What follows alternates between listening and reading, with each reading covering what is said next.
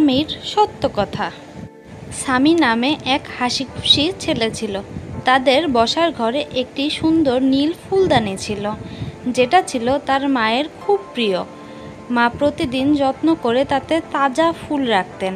স্বামী দেখতে ভালোবাসত কিভাবে ফুলগুলো মায়ের মুখে হাসি ফুটিয়ে তোলে। একদিন বিকালে স্বামী ঘরে বল খেলছিল। হঠাৎ তার বলটি ছুটে গিয়েছিল সেই নীল ফুলদানিতে। ঝনঝন শব্দ করে ফুলদানি মেঝেতে পড়ে ভেঙে টুকরো টুকরো হয়ে গেল। স্বামী ভয়ে একেবারে চুপসে গেল। কিছুক্ষণ পর মা শব্দ শুনে ছুটে এলেন। এটা কি করে ভাঙল স্বামী? তিনি জিজ্ঞেস করলেন। স্বামী ভয় পেয়ে গেল। সত্যি কথা বললে মা যদি বকা দেন। তাই সে তাড়াতাড়ি বলে ফেলল, আমি ভাঙিনি মা, বিড়ালটা ফেলে দিয়েছে। স্বামী মিথ্যা তো বলে দিল, কিন্তু তার মনটা খুব খারাপ হয়ে গেল। তার প্রিয় খেলনাগুলো নিয়ে খেলতে ভালো লাগছে না। তার মনে হচ্ছিল যেন বুকের ওপরে একটা ভারী পাথর চেপে আছে। মিথ্যা কথাটা তাকে শান্তি দিচ্ছিল। রাতে বাবা স্বামীকে মন খারাপ করে বসে থাকতে দেখলেন। তিনি তার পাশে বসলেন আর বললেন, কি হয়েছে বাবা? মনে রেখো, আল্লাহ সব কিছু দেখেন। যারা সত্য কথা বলে আল্লাহ তাদের ভালোবাসেন। মিথ্যার মধ্যে কোনো শান্তি নেই।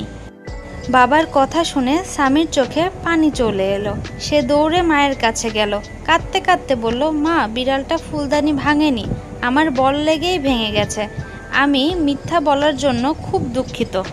মা স্বামীকে আলতো করে আদর করলেন। তিনি বললেন, তুমি যে সত্যি বলেছ, এতে আমি খুব খুশি বাবা। ভাঙা জিনিসের জন্য আমার কষ্ট হয়নি, কিন্তু তুমি মিথ্যে বলাই আমার খুব খারাপ লেগেছিল।